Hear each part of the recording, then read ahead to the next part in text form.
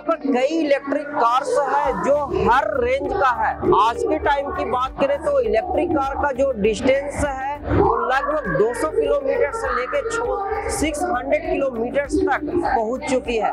तो यहाँ पर इलेक्ट्रिक कार्स अलग अलग इलेक्ट्रिक कार्स है। यदि हम इलेक्ट्रिक कार्स के बहुत सारे कंपनी यहाँ पर आए हुए, जिसमें से टाटा, एमजी, हुंडई, ये सब बहुत सारे यहाँ पर इलेक्ट्रिक कार्स आए हुए हैं वो मैन्युफैक्चरर। तो यहाँ पर हमारे पीछे आप एक इलेक्ट्रिक कार्स देख रहे होंगे।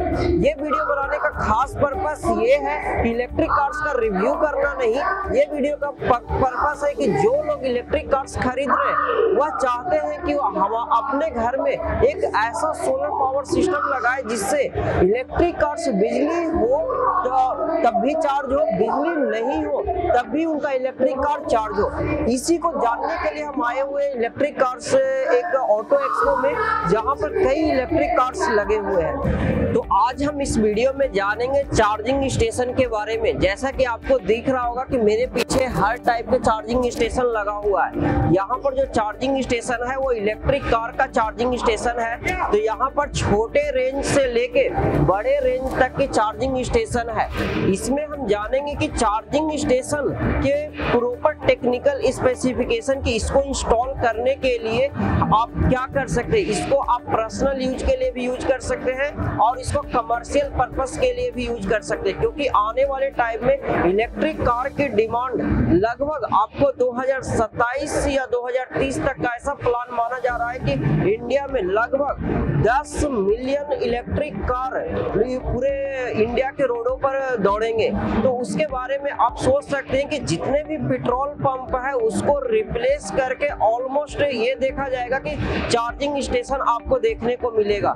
तो इसकी प्लान आज के टाइम में देखें तो रोड पर ऐसा कुछ चार्जिंग स्टेशन ना के बराबर है।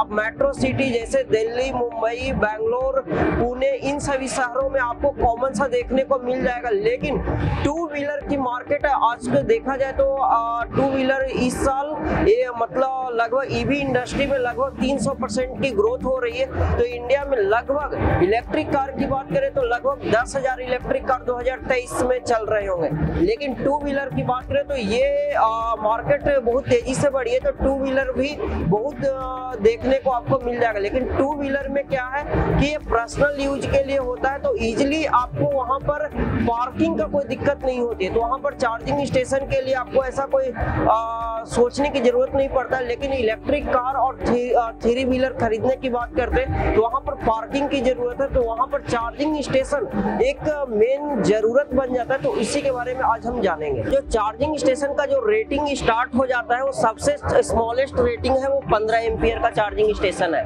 ये पोर्टेबल चार्जिंग चार्जर होता है जो आप अपने कार में कहीं पर भी आप कैरी कर सकते हैं और इजिली जहां पर आपको 15 एम्पियर का चार्जिंग सॉकेट मिल रहा है और वहां से आप इजिली चार्ज कर सकते हैं। उसके बाद का जो चार्जर है वह है 3.3 किलोवाट का चार्जर, जो एक कॉमन चार्जर है। जितने भी इलेक्ट्रिक कार, लगभग हर इलेक्ट्रिक कार में आज के टाइम में जो टाटा निक्सॉन और अलग उसके ऊपर का सीरीज का जो परचेज किए हैं उसमें 32 किलोवाट से लेकर 40 किलोवाट तक का लिथियम बैटरी लगा हुआ है। एग्जैक्ट नंबर जिस कंपनी का आप इलेक्ट्रिक कार सर्च कर रहे हैं उनके वेबसाइट पर जाके ढूंढ सकते हैं। लेकिन यह जनरली कॉमन चार्जर है।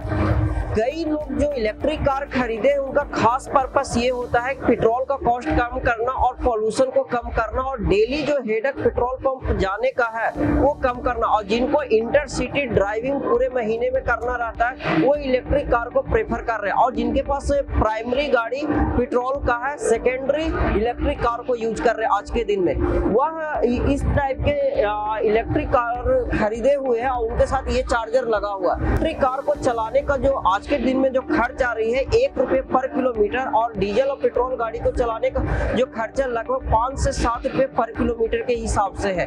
एक नॉर्मल पर्सन जो अपने घर से ऑफिस, ऑफिस से घर और कहीं पर इंटरसिटी या पूरे महीने में चलाते हैं अपने कार, वो लगभग उनका जो एवरेज देखा गया है वो लगभग 1000 किलोमीटर का है। उससे कम या उससे ज्यादा हो सकता है लेकिन एवरेज जो डिस्टेंस कवर होता है 1000 किलोमीटर का।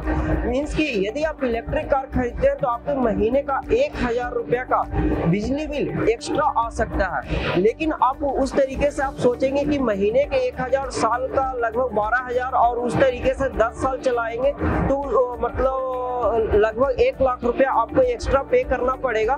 तो उस बिजली बिल को कम करने के लिए कहीं ना कहीं वो सोलर पावर को सिलेक्ट करते हैं। सोलर पावर का सिलेक्शन के लिए यहाँ पर सबसे पहला जो रूल है कि यह जो चार्जर है वह सिंगल फेस चार्जर है। इसके लिए आपके घर का सैंक्शन लोड 5 किलोवाट या उससे ऊपर का होना चाहिए। ये सिंगल फेस में है तो इसके लिए आपका सबसे पहले थंब रूल है कि आपका घर का सैंक्शन लोड 5 किलोवाट का होना चाहिए। और उसके बाद आप प्लान कर सकते हैं कि आप कितने किलोवाट का सोलर पैनल लगाएंगे। आपको समझने की बात यह है कि जब आप इलेक्ट्रिक कार खरीदते हैं तो आपके घर में एसी भी है और उसके साथ के आज के टाइम में इंडक्शन हो गया और भी बहुत सारे अप्लायंसेस। उसके जो सबसे ज्यादा हैवी कैपेसिटी का जो चार्जर है वह ये है 60 किलोवाट डीसी फास्ट चार्जर। वह यदि आप उस चार्जर से आप चार्ज करें तो लगभग 10 घंटे का टाइम लगेगा कि आप घर से ऑफिस से घर जाके आप अपने कार को चार्ज में लगा देंगे तो आपका एक बार चार्ज होने पर आपका इलेक्ट्रिक कार लगभग 200 किलोमीटर 300 किलोमीटर चलेगा।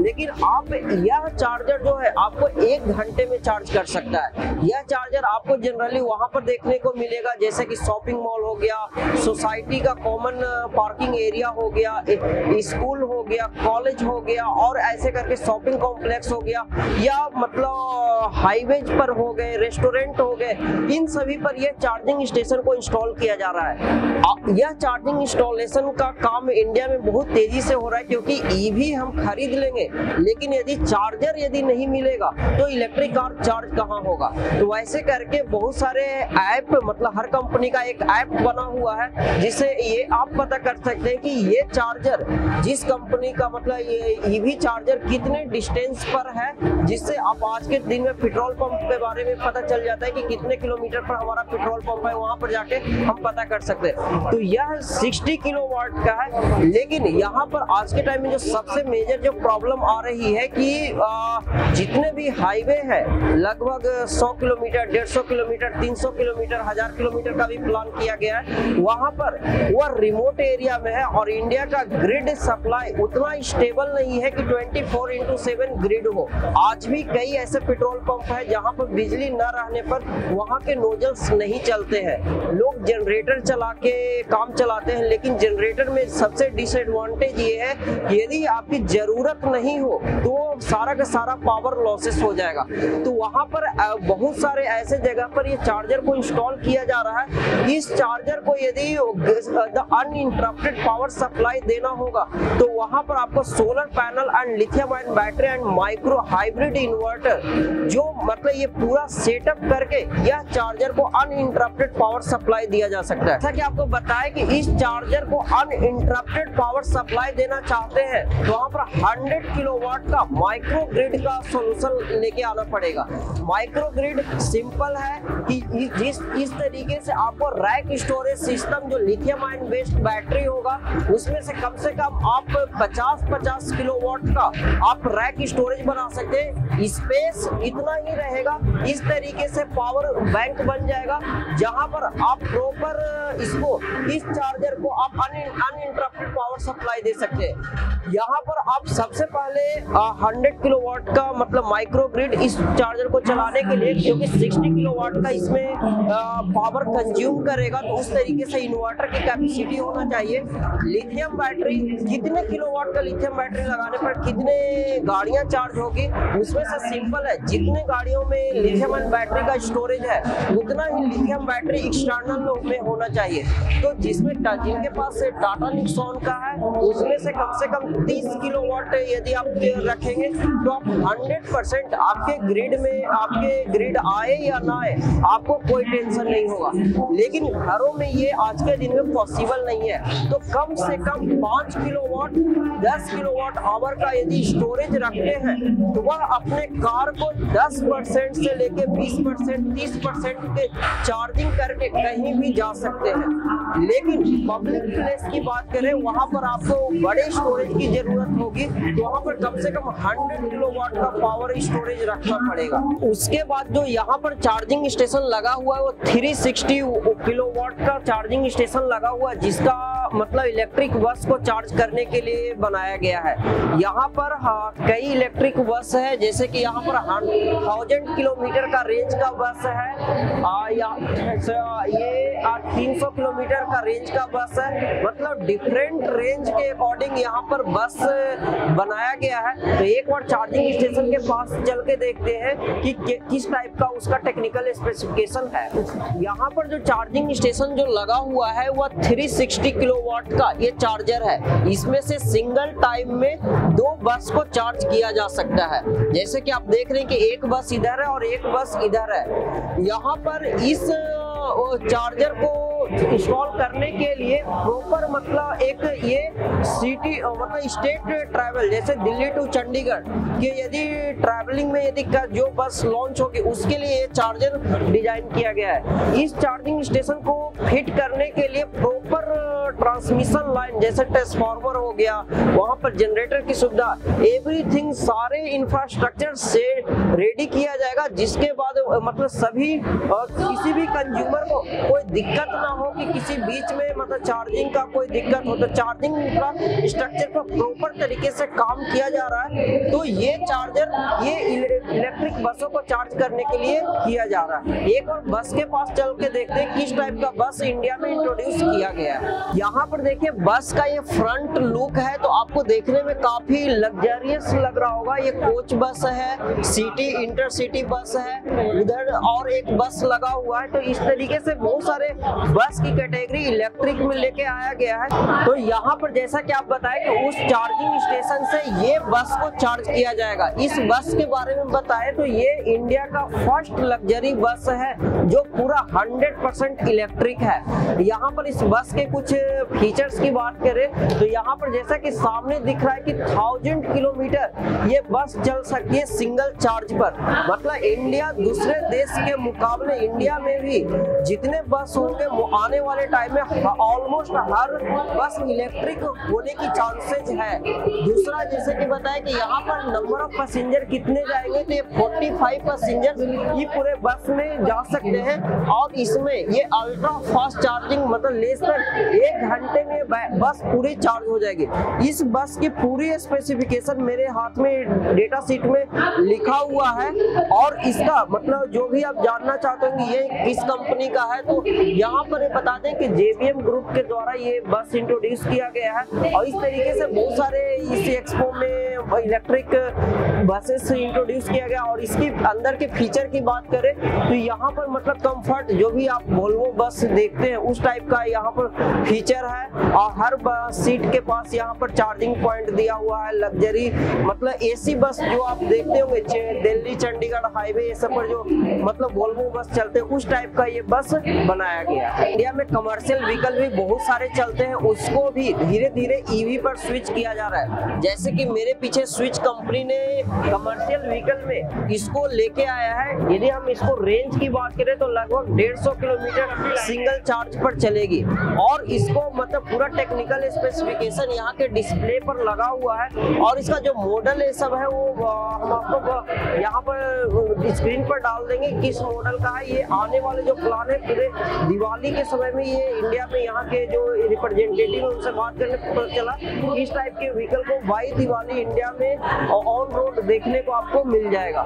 यदि हम इसकी चार्जिंग स्टेशन की बात करें तो हमारे पीछे एक मॉडल लगा हुआ है, वहां पर लेके चलते हैं। इसका चार्जर इस टाइप का दिखेगा।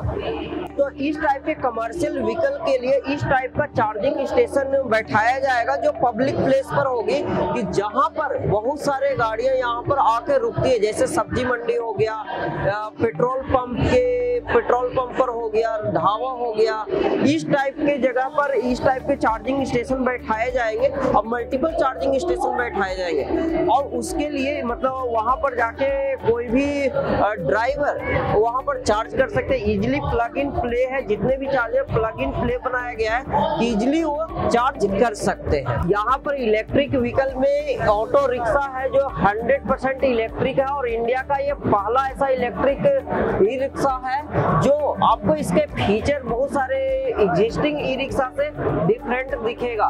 यहाँ पर सारे स्पेसिफिकेशन इसके लिखे हुए हैं जो आपके काम का है कि टॉप स्पीड कितना रहेगा। तो इसका 45 से 50 किलोमीटर के रेंज में इसका टॉप स्पीड है और इसका मतलब कितने एक बार सिंगल चार्ज करने पर कितना दूर चलेगा। तो ये 100 किलोमीटर इस पर 100 किलोमीटर का रेंज है। इसका कुछ स्पेशल फीचर है जो आपको जानना बहुत जरूरी है। तो एक बार पीछे लेके चलते हैं, इसके पहले हम इसका चार्जर दिखा देते हैं। इसका जो चार्जर है वह इस टाइप का आपको चार्जर मिलेगा जो आप ये हमें इसको जस्ट लाइक है कि आप इंस्टॉल कर सकते हैं और वहां पर बहुत सारे कॉमन प्लेस पर ये चार्जर अवेलेबल होंगे जहां पर ऑटो रिक्शा को इंस्टॉल किया जा सकता है। जहां पर आपको हम ऑटो रिक्शा का कुछ स्पेशल फीचर जो यहाँ के जो रिप्रेजेंटेटिव है वो हमें बताए कि इसमें खास क्या है। एक और ऑटो रिक्शा के पास लेके आपको चलते हैं। इस ऑटो में ये खास बात क्या है जो नॉर्मल ऑटो से डिफरेंट होती है कि जैसे कि यहाँ पर आप देख रहे हैं कि स्पेस कि जब ट्रांसपोर्टेशन पब्लिक में होता है तो वहां पर सामान हमेशा रहता है तो वो दिक्कत आती है कि सामान कहाँ रखा जाएगा। तो यहाँ पर सीटिंग अरेंजमेंट जैसे कि 1 2 3 4 2 6 और सामान रखने के लिए पीछे स्पेस दिया हुआ है और सफिशिएंट मतलब कि यहाँ पर बैठने के बाद यहाँ पर स्पेस प्रॉपर है। तो इस टाइप के ऑटो रिक्शा इंडिया में आ चुका है। इसकी पूरी जानकारी ये सब जानने के लिए जो प्रोडक्ट ब्रांड है वहां से जाके आप पूरी जानकारी आप ले सकते हैं। तो यहाँ पर जो इलेक्ट्रिक व्हीकल में जो इलेक्ट्रिक स्कूटी का जो क्रेज है, अब बहुत सारे कंपनी इलेक्ट्रिक स्कूटी में आ चुके हैं। तो हमारे पीछे एक इलेक्ट्रिक स्कूटी है जिसका रेंज आज के टाइम में आप 90 से 100 किलोमीटर आप मान सकते हैं कि एक सिंगल चार्ज पर 100 किलोमीटर चलेगी। इसमें जो बैटरी जो रहता है 2 किलोवाट आवर का लगा हुआ रहता है और इसको चार्ज होने में कम से कम 6 से 7 घंटे का टाइम लगता है। तो इस टाइप से बहुत सारे जितने भी इलेक्ट्रिक व्हीकल्स का मतलब क्रेज है, आप इलेक्ट्रिक व्हीकल आप सेलेक्ट कर सकते हैं यदि आपके इंटरसिटी आपको आने जाने का है तो आप इसकी इलेक्ट्रिक व्हीकल की पूरी जानकारी जिस कंपनी का आप खरीदना चाहते हैं वहां पर जाके ले सकते हैं। टेस्ट ड्राइव के लिए बुक कर सकते हैं। ये सब फील फ्री आपको दिया हुआ है, लेकिन कम से कम एक बार इस टाइप के व्हीकल्स को ट्राई जरूर करें। Hello sir. हेलो। सो एक छोटा इंट्रोडक्शन दे सर, आपका नाम क्या है और आपका कहाँ से है सर? मेरा नाम साकिब बिडकर है। मैं टाटा मोटर्स का चार्जिंग सॉल्यूशन टीम रिप्रेजेंट करता हूँ और मैं मुंबई से हूँ। ओके, तो सर चार्जिंग स्टेशन को लेके कंज्यूमर को रेसिडेंशियल एंड कमर्शियल और जो बिजनेस करना चाहते हैं जो उनका बहुत सारे क्वेश्चन है। जनरली सबसे ज्यादा चार्जिंग जो लगा हुआ है 3.3 किलोवाट का है और ये 60 किलोवाट वाला लगा हुआ है। करेक्ट। तो वो सोलर पावर लगाना चाहते हैं तो लोग जानना चाहते हैं कि 3.3 किलोवाट का चार्जर किस कार के साथ आता है और ये चार्जर किस कार के लिए है। सो बेसिकली अगर चार्जर्स में आप देखोगे तो इसमें AC और DC ये 2 टाइप के चार्जर्स रहते हैं। AC चार्जर आप अगर देखोगे तो 3.3 किलोवाट और 7.2 किलोवाट का ये कैपेसिटी प्रेजेंटली इंडिया में अवेलेबल है, जिसको आप सोलर पे भी ऑपरेट कर सकते हो या कोई रिन्यूएबल एनर्जी है उसके ऊपर भी ऑपरेट कर सकते हो। DC चार्जर जो है इनका कैपेसिटी स्टार्ट होता है मिनिमम 25 किलोवाट से 25 किलोवाट 30 किलोवाट और वो इंक्रीज होते जाता है अप टू 240 320 किलोवाट तक। तो इनको सोलर पे ऑपरेट करने के लिए आपको काफी बड़ा स्पेस लगेगा। ओके। तो ये बिजनेस प्रपोजिशन के लिए ये चार्जर सोलर पे ऑपरेट करने के लिए I don't think near by feasibility. वेराज आप घर पे अगर आपके पास सोलर आप पैनल लगा के चार्ज करना चाहते हो तो ये दोनों ऑप्शन आप यूज कर सकते हो, जिसमें 3.3 किलोवाट में आपका गाड़ी चार्ज हो सकता है और थोड़ा अपग्रेडेड वर्जन आपको चाहिए तो 7.2 किलोवाट का सकता है। तो सर जो घरों में आज के टाइम में लोगों के पास 3 किलोवाट का मीटर है, क्या ये चार्जर इलेक्ट्रिक कार खरीदते समय उनको मीटर बढ़ाने की जरूरत पड़ती है? देखो, एग्जिस्टिंग चार्जर में अगर आपका नॉर्मली बाहर हर एक घर पे 5 किलोवाट का रहता है, तो सैंक्शन लोड अगर 5 किलोवाट है तो आप एग्जिस्टिंग इसमें सिंगल फेज पे 3.3 किलोवाट ऑपरेट कर सकते हो। अगर आप 7.2 किलोवाट लेते हो और डेडिकेटेडली आप अगर इसको सेपरेटली लाइन देना चाहते हो तो आपको डिस्काउंट में आपको अप्लाई करना पड़ेगा सेकंड एनहांस करने के लिए। तो ये चार्जर के थ्रू आप सिर्फ आपका डेडिकेटेडली गाड़ी यूज कर सकते हो और जो एग्जिस्टिंग लोड है वो घर के लिए यूज कर सकते हो। इसके ऊपर भी आप अगर चाहते हो कि ये चार्जर अगर सोलर पे आप ऑपरेट करना चाहो तो आप इसका कनेक्शन आपके रूफ टॉप पे देके सोलर से इसको ऑपरेट कर सकते हो। और ये सर जो बिजली बिल है वो क्या मतलब इसका कोई यूनिट फिक्स किया गया है? जो ये चार्जर के बारे में बहुत लोग प्लान कर रहे हैं कि हम बिजनेस पर्पस के लिए यूज करेंगे, तो कुछ उसका क्या कुछ बताएं सर, क्योंकि ऑनलाइन में बहुत कम जानकारी है कि कैसे बिजनेस की शुरुआत कर सकते हैं चार्जिंग स्टेशन को लेकर। देखो, इसमें 2 टाइप के मॉडल है।